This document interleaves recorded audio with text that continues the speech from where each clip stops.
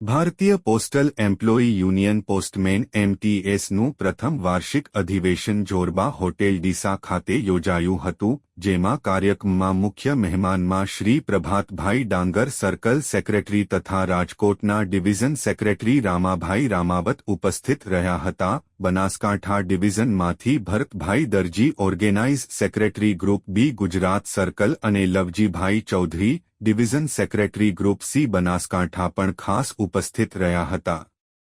આ અધિવેશન આગામી 2 વર્ષ માટે કારોબારીની રચના કરવામાં આવી, જેમાં પ્રમુખ તરીકે શ્રી શ્રવણભાઈ સુથાર, ડિવિઝન સેક્રેટરી તરીકે નિર્વભાઈ જોશી તેમજ ટ્રેઝરર તરીકે આશુભાઈ ચૌહાણની નિમણૂક કરવામાં આવી હતી.